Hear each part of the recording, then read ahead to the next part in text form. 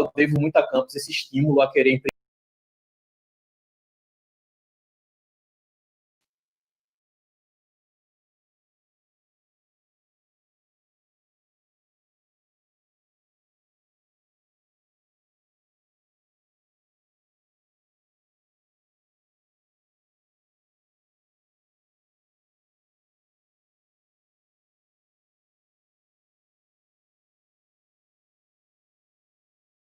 Eu aprendi com os nossos amigos do sertanejo que botar um QR Code aqui facilita vocês me acessarem. Veja que coisa. Enfim, aprendizagens da quarentena. Muito bem. Entrando no nosso papo, eu sempre começo falando disso, fazendo essa pergunta. Se vocês conhecem o Mozia. O Mozia, aos 11 anos de idade, começou a ir para a escola com gravatas borboleta. E vocês podem imaginar que, nos últimos anos, você ir para a sua escola com gravata borboleta, você não é lá, você não está lá exatamente dentro de um padrão estético que as pessoas estão acostumadas, né? E ele era um grande fã de gravata.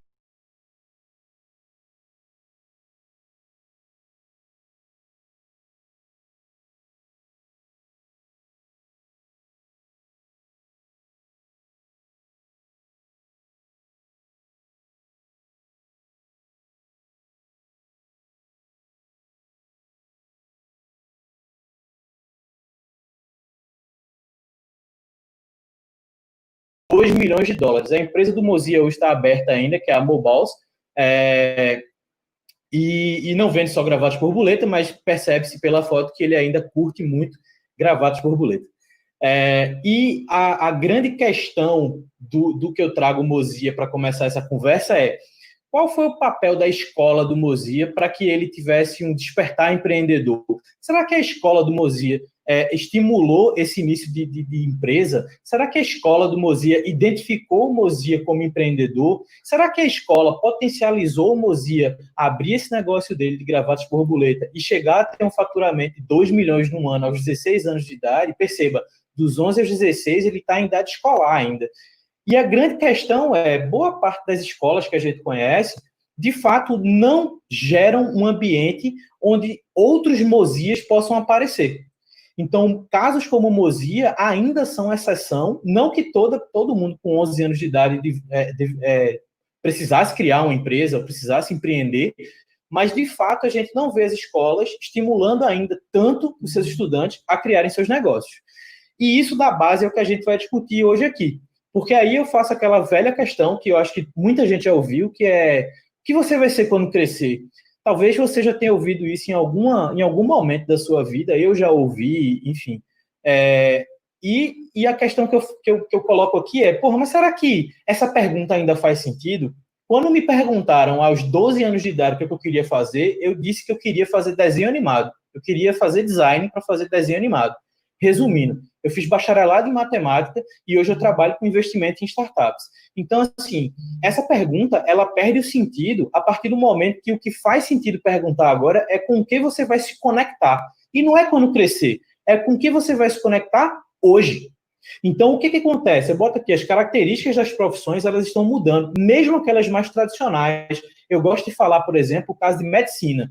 Quando a gente pensa no curso de medicina, de fato, a gente consegue pensar em poucas variações nessa jornada de formação, porque você tem que manipular os seus instrumentos, você tem que manipular pessoas para poder, de fato, você ter as técnicas. Mas vocês já pararam para imaginar que não faz sentido mais você ter uma formação em medicina que não fale em telemedicina? Você já parou para pensar que você que está em formação de medicina, você vai concorrer com médicos do mundo inteiro para fazer uma cirurgia, e esses médicos do mundo inteiro podem estar fazendo a cirurgia naquele seu paciente de qualquer lugar? Então, a tecnologia, de fato, ela se torna a grande chave de mudança dentro desse ambiente de formação profissional. Então, a gente não vai desconsiderar na nossa fala o impacto da tecnologia. Então, vocês vão perceber que muito do que eu estou falando aqui, muito do que eu vou falar, tem um viés tecnológico. Mas eu trago o exemplo da medicina para vocês entenderem que, mesmo falando de tecnologia, isso vai atingir qualquer formação profissional, seja ela mais tradicional ou seja ela uma própria formação em tecnologia, que a coisa parece ser muito mais fácil de entender. Pois bem, e aí eu trago uma segunda provocação depois do Mozia, que é o que já é profissão. E aí eu costumo brincar, eu digo que o que você faz e paga boletos, a gente pode considerar que é uma profissão. E esses são 5 exemplos do que já é profissão. Então, aqui você tem gamer, e não é jogador de futebol, é gamer, não é jogador de basquete, é o cara que joga LOL. Esse cara ele já pode ser considerado um atleta digital e tem uma possibilidade, tem uma jornada profissional como gamer, tem toda uma preparação física, psicológica, técnica, para ele, de fato, desenvolver essa atividade. Assim como, por exemplo, você ser um trader financeiro, né? Então, a gente vê aí muita gente falando hoje de investimentos e etc., cada vez mais novos, e boa parte dessas pessoas que começam a investir não necessariamente têm uma formação em economia, né? Então, elas trazem aí um aprendizado basicamente adquirido na internet, com outras pessoas que investem. Então, tem uma coisa muito interessante hoje no desenvolvimento cognitivo, que é o desenvolvimento cognitivo em redes. Então, a gente consegue aprender na rede, mas não é na rede YouTube, não é na rede XYZ, é nas conexões em rede. E esses são bons exemplos, a profissão de creator, né? Então, tipo, criador de conteúdos. A Campus Party tem um palco de podcast. E eu, por ter começado há pouco tempo, eu ouvi vários conteúdos lá porque me interessam, né? E você hoje ser podcaster é uma profissão. É difícil, mas é uma profissão. E assim como muitas outras. Então, tudo isso que eu vou trazendo de provocação, eu quero que vocês comecem a pensar como isso se aplica numa jornada de formação dentro da universidade, por exemplo. Como é que a universidade pode lidar com tudo isso, né? E aí, indo para frente, é exatamente a próxima pergunta que a gente faz. E a universidade? Como é que a universidade olha para esse mundo de novas coisas, de novas conexões e de coisas acontecendo ao nosso redor, todas elas conectadas de alguma forma? Como é que ela reage com relação a isso? E aí eu vou fazer um parêntese rápido aqui, eu costumo dizer, e aí agora eu vou fazer um parêntese para o curso de tecnologia. Eu costumo dizer que um curso de ciência de informação, ciência da computação, sistema de informação, qualquer curso, um bacharelado, entre aspas, normal, na área de tecnologia, que dura 4 anos, dificilmente ele consegue fazer um profissional sair de lá pronto para o que vem dali para frente. Porque em 4 anos, as tecnologias que a gente usa já tiveram 2 atualizações. Então, assim, a universidade ela tem um modelo de formação, claro que a gente está falando de um ambiente muito regulado, por conta do MEC, por exemplo, mas, de fato, existe ali uma série de processos que precisam ser revistos. E eu não estou falando de uma universidade A, B ou C, eu estou falando da estrutura universitária. E aí, dado isso, eu brinco aqui para vocês entenderem como é que eu enxergo a universidade hoje com o seguinte desafio. Imagina que eu pego o desafio de precisar evoluir um banco tradicional. Então, nada contra o Banco do Brasil, foi só a nível de exemplo mesmo, certo? Se alguém tiver do Banco do Brasil aí, tá tranquilo. Mas o grande ponto imagina que a gente pega um banco tradicional e a gente monta um desafio de evoluir esse banco. A gente pega esse desafio, coloca dentro da universidade e a gente pega esse desafio e joga no mercado. Que mercado? O mercado digital, o mercado que a gente conhece, o meio de startups, etc. O que vai acontecer a partir daqui? A universidade vai fazer uma série de pesquisas, vai fazer uma evolução baseado nas tecnologias existentes e muito provavelmente vai entregar o quê para a gente? Vai entregar o Internet Banking, vai entregar o banco na internet. Só que o banco na internet, ele resolve alguns problemas, mas ainda demanda, por exemplo, você conversar com seu gerente, você ir na agência vez ou outra, você fazer algumas manipulações que o Internet Banking muitas vezes não faz. Já o mercado vai entregar o quê para a gente? Vai entregar o Nubank. Também nada contra o Nubank nem a favor, apenas a nível de comparação, mas o que eu estou querendo colocar aqui o caminho da universidade é uma evolução que parece ser cientificamente mais lógica, né? Então, se eu tenho um banco físico e tem altos problemas da estrutura física, o caminho da universidade é colocar ele na internet, enquanto o mercado ele caminha para quebrar o paradigma banco. Então, o que o Nubank faz, como exemplo, ele quebra o paradigma banco. Eu lembro das primeiras publicações e propagandas do Nubank, que era, é um banco sem agência, é um banco sem gerente, é um banco sem caixa, é um banco sem fila. E aí você pensa, mas como é que é possível eu pegar... Hoje a gente está acostumado, mas naquela época, quando eles começaram, como é que é possível eu pegar toda a minha rotina dentro de um banco e fazer ela dentro de um aplicativo? Até para gente mais novo, que começou a usar, era estranho. Eu ficava, poxa, e eu peguei Nubank e Banco do Brasil porque eu uso ambos, por exemplo, e eu vejo a diferença hoje do Banco do Brasil do que era 5 anos atrás. E muito da influência do Banco do Brasil é o Nubank. É perceptível isso. Mas o grande ponto, quando eu coloco a universidade aqui, o caminho da universidade é evoluir para um caminho lógico. Já o mercado é as disrupções que a gente chama, né? São as quebras de paradigma. E aí, enfim, como é que a gente traz isso para o contexto? Qual o papel da universidade com relação a isso? Aí eu vou trazer um dado externo. O Fórum Econômico Mundial fez uma pesquisa dizendo que as universidades hoje, em geral, têm 4 responsabilidades que vão além das formações. Independente se você está fazendo direito, medicina, engenharia, ciência da computação, química, letras, design, matemática, as universidades têm 4 obrigações. E são 4 obrigações que vão sendo construídas ao longo do tempo. Primeiro, a promoção do empreendedorismo. Mas não é empreendedorismo só para criar empresas. Empreendedorismo como habilidade, como comportamento e tudo mais. Segundo ponto, a colaboração com as demandas de mercado, ou seja, é cada vez mais importante que as universidades elas possam prover soluções para o mercado. Nada contra aquelas pesquisas científicas que dão base a outras pesquisas, isso também é fundamental. Veja, eu venho da matemática, então o mais comum na pesquisa matemática é você construir em cima de abstrações coisas que vai ter uma outra camada de uma outra área que vai trabalhar aplicações, isso não é um problema, mas, de certa forma, a universidade tem que pensar em resolver problemas de mercado. Terceiro ponto, que é fundamental, que é a promoção de todo tipo de diversidade e inclusão. O que eu costumo dizer é que a universidade é um simulado do mundo. Dentro de uma universidade, você tem perfis, você tem talentos, você tem visões diferentes, você tem o maior conglomerado de diversidades dentro de um mesmo espaço. E essa diversidade e inclusão ela tem que ser trabalhada na formação profissional de forma ampla. Isso não é a opinião do Luiz, isso é a opinião do Fórum Econômico Mundial. Quarto ponto, não que a minha não seja, certo? Mas, enfim, não é só minha. E o quarto ponto é criar novos desenhos de futuro. Então, a universidade ela tem que prover coisas que também mudem o que vai acontecer daqui para frente. Então, a provocação que eu faço é, a partir do momento que a gente enxergar a universidade como a criadora de Nubanks, por exemplo, né, de disrupções em mercados que são tradicionais, como o mercado financeiro, de fato, esse quarto ponto vai estar acontecendo e vai ser perceptível. Boa, tem uma pergunta já aqui, eu acho que eu vou responder ela agora, da Bela, que é qual o papel do professor. Eu acho isso muito massa. Porque o que acontece? A gente está acostumado o professor ser a transferência de conhecimento. Então, é como se a gente delegasse a figura do professor ou professora àquela pessoa que, de fato, tem que conhecer tudo para passar para a gente. Só que o que acontece? A partir do momento que a gente tem esse aprendizado em rede, que eu falei antes, o professor ele passa a ser muito mais um orquestrador do aprendizado do que um direcionador. Então, não adianta eu virar para você, Bela, e falar, 2 mais 2 é 4, porque eu escrevi no quadro e é 4.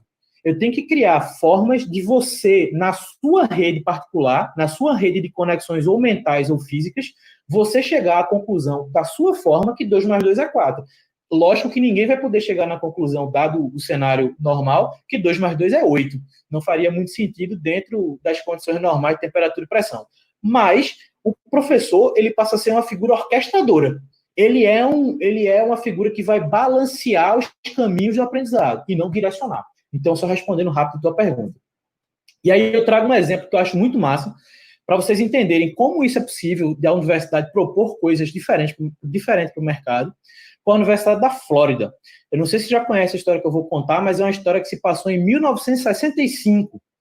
Professores e professores do departamento de Química, com alguns estudantes ali, começaram a analisar o desempenho dos jogadores de futebol americano da universidade, o time dos Gators. E para quem está ligado, talvez já saiba o exemplo que eu estou falando. O time dos Gators tinha, obviamente, todo um processo de recuperação muscular, que era igual ao dos outros times. E aí a pesquisa foi, eles criaram uma nova limonada, e aí nos Estados Unidos tem muito essa questão do lemonade, eles criaram um novo lemonade isotônico, para recuperar mais rápido os músculos dos Gators. Resumindo a história, encurtando aqui a nossa conversa, o Gatorade foi vendido por 281 milhões de dólares para o mercado, isso da Universidade da Flórida, e até onde eu vi a pesquisa, já tinha gerado mais de $1 bilhão em royalties. E quando você pensa que uma universidade pode ser a propulsora de um produto que é globalmente utilizado hoje como Gatorade, você consegue pensar, a universidade tem capacidade sim de colocar no mercado coisas que podem mudar de fato aquilo que a gente entende. Hoje, quantos isotônicos não tem aí para recuperação muscular de atletas? E eu estou falando de uma coisa que foi colocada no mercado em 1965, certo? Então, assim, inovar, a universidade mudar mercado, aqueles 4 pilares do Fórum Econômico Mundial, eles podem acontecer em qualquer momento.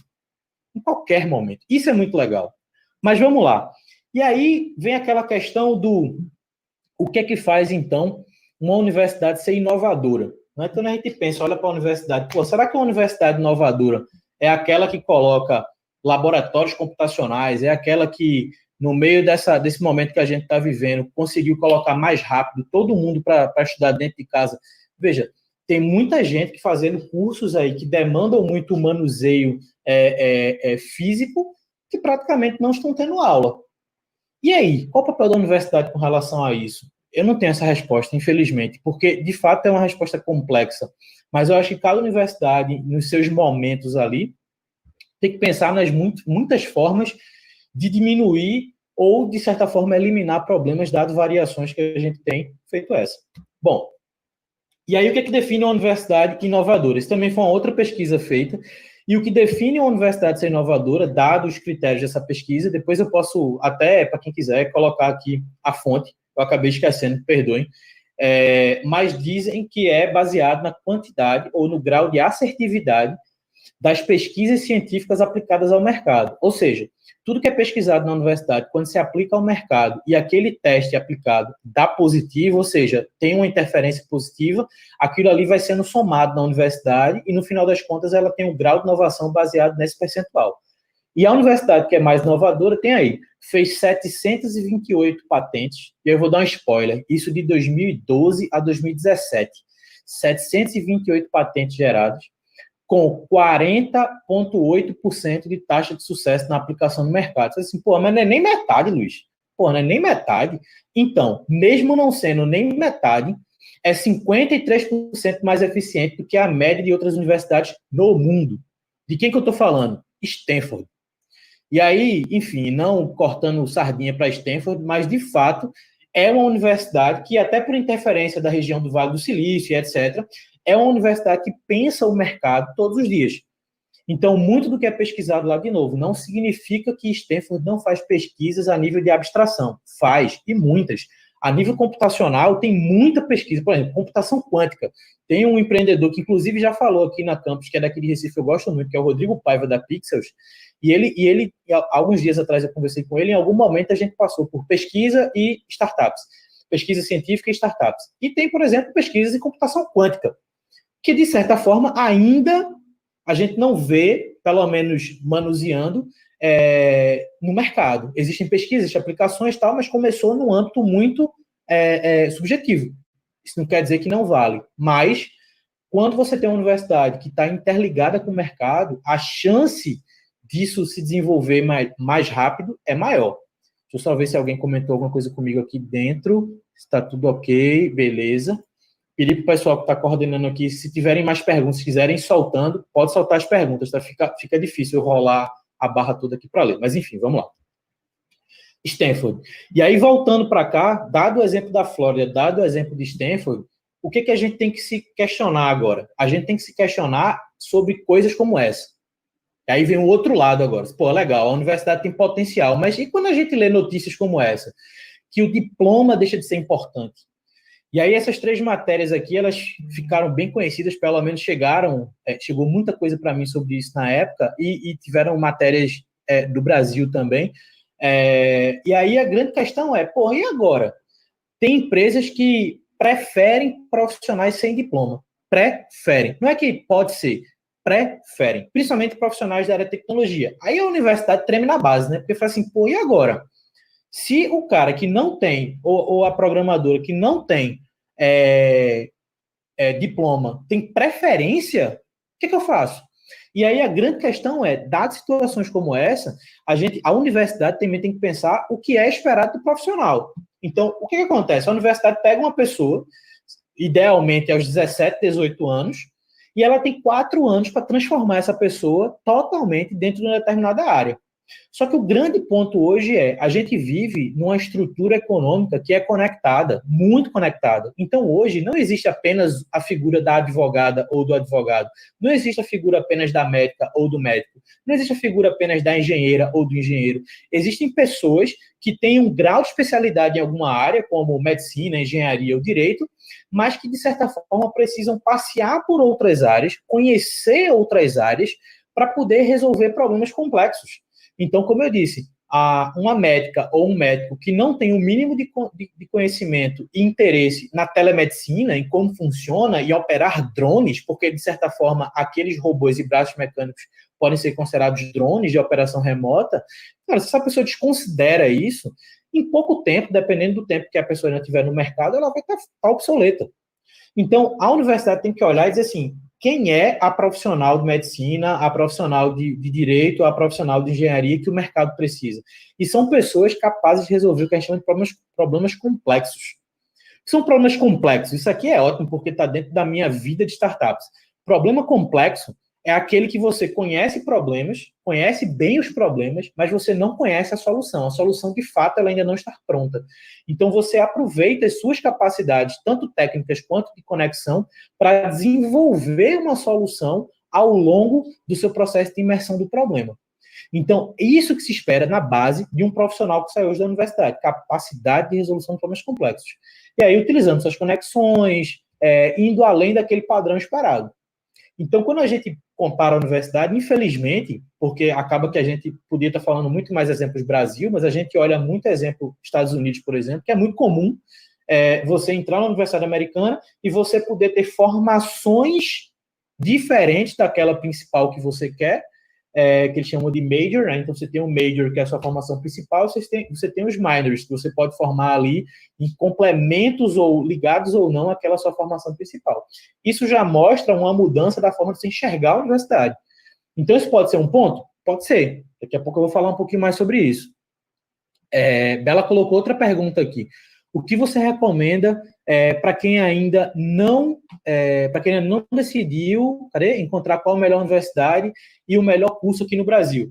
Bela, tem uma vantagem hoje que eu acho sensacional nessa escolha, que é o seguinte: primeiro, que existem muitas formações, dependendo da sua área, que podem ser feitas remota. Não só pelo momento que a gente está vivendo, mas já existia e vai continuar existindo. Então, de certa forma, dependendo da área que você quiser entrar, você consegue comparar cursos, você consegue falar com os estudantes, você consegue comparar com o que a galera fala que já saiu de lá e está no mercado, você consegue capturar dados de várias fontes. Se por acaso você quiser uma formação que demande a presença física, por exemplo, medicina, já tem uma quebra de paradigma que eu achei muito legal, que é esse novo modelo do Enem. Assim, eu tenho N mais uma críticas, mas tem um ponto positivo no Enem que eu acho que ele é fundamental, que é o seguinte: é você poder prestar vestibular a qualquer universidade do país, você submeter a qualquer universidade do país, dado sua nota no Enem, por exemplo, mais os complementos que as universidades pedem.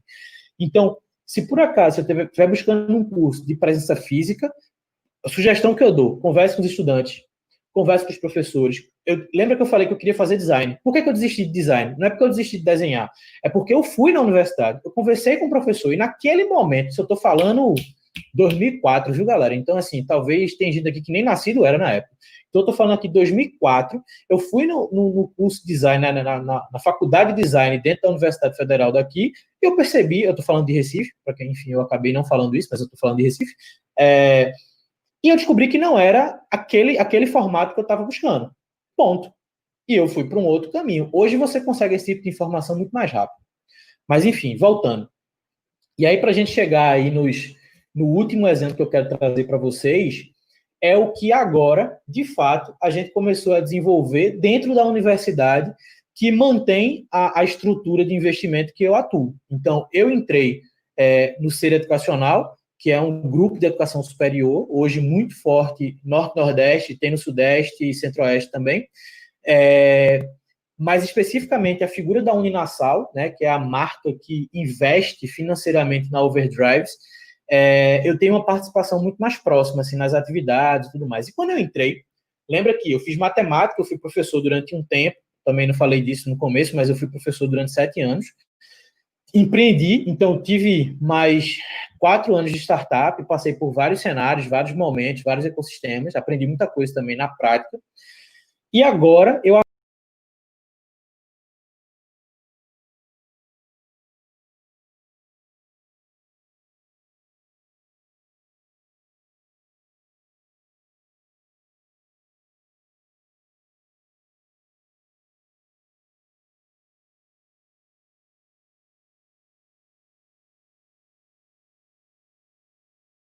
com esse universo de startups. Eu falei assim, tá, beleza. Aí eu chamei a diretora acadêmica, aí eu falei assim, Simone, é o seguinte, eu vou viajar, eu vou propor um monte de coisa. Você que conhece todas as regras do MEC, você vai dizer o que é que dá, o que é que não dá. Você vai ser meu ponto de corte. O que você disser, dá para fazer, a gente faz, o não dá, não dá. A gente vai ter que mudar. Primeira coisa que a gente mudou, esses 5 cursos que vocês estão vendo aí, eles têm a duração de 2 anos. São cursos basicamente no contexto tecnológico, inclusive de empreendedorismo digital, e de que ele é uma releitura da administração para empresas de tecnologia. Então, o que acontece? Esses 5 cursos têm duração de 2 anos. Pô, Luiz, mas 2 anos é muito pouco para o cara entrar no mercado, exato. Mas o que a gente espera da universidade é fazer com que você dê o primeiro passo no mercado e você volte para a universidade para se retroalimentar e continuar evoluindo. Então, a universidade ela passa a ter um processo de acompanhamento da sua jornada profissional muito maior. Mas eu não preciso te segurar 4 anos para poder saltar no mercado a primeira vez. Principalmente nessas áreas que a gente está colocando aqui. Então, o que a gente fez? Desenhou 5 cursos. Service Design, Coding. Coding é um nome bonito para engenharia de software, formar programadores, tá certo? Digital Security, Data Science e empreendedorismo digital. Beleza. Os cursos são cursos cujas áreas e as temáticas, de certa forma, têm uma demanda grande nesse contexto de startups. Até aí, massa. Só que o que acontece? A gente também queria mudar a experiência. Lembra que a experiência é fundamental. Então, já estou fechando meu tempo aqui, já sei que já apitou aqui meu aviso de tempo. A gente fez esse primeiro ano, é só o foco que eu vou dar, de 5 áreas, 4 pilares fundamentais que todos esses 5 cursos passam. Todos eles aprendem tecnologia, todos eles aprendem sobre design, no viés pessoas, todos eles aprendem sobre mercado e todos eles aprendem sobre gestão. Então, isso muda um pouco a experiência também. Então, para fechar, o que eu trago para vocês? É possível, sim, que universidades locais, nacionais, façam mudança de experiência para formar profissionais conectados com o que se espera. A Unasal está sorteando aí para fechar algumas bolsas, então quem tiver afim entra nesse link aí. O perfil do Instagram da Campus também compartilhou. Da minha parte é isso, pessoal. Obrigado, desculpa a velocidade, mas eu queria passar por esses pontos com vocês. Eu espero que tenha sido válido. Isabela, está aí? Obrigada, Luiz. Brigadão. Marco, coloca aqui para a gente o link um pouquinho maior para o pessoal poder acompanhar de casa. Você consegue? Deixa eu ver se eu consigo editar aqui. Só vou colocar o link para o pessoal poder ver aqui, tá bom, Luiz? Momentinho. Enquanto você coloca, eu fiz um meio que Black Mirror aqui. Eu acabei de postar um conteúdo que complementa o que eu falei aqui lá no Instagram. Então, tá aí, ó. Quem quiser massa. Ver mais, tá ali. É meio que enfim. Aí, ó. Pessoal, para quem tiver interesse aí, então, que imagino que não é pouca gente que tem interesse numa bolsa da Uninasal agora de um curso universitário, certo? É só acessar esse link que o Luiz acabou de deixar para a gente. Eu quero, eu vou tentar. Boa. Obrigada, viu, Luiz? Obrigado, pessoal. Obrigado por trazer esse tema, elucidar toda essa importância que a gente precisa dar para uma nova perspectiva, né? Para os cursos universitários, que a gente precisa acompanhar tudo isso que está acontecendo com essa inovação tecnológica que deixa o pessoal cada vez mais sedento por mudanças, por inovação. Obrigada mais uma vez, viu? Obrigado, um abração. Obrigado a todo mundo aí. Abraço. Bom evento para vocês. Obrigada, pessoal.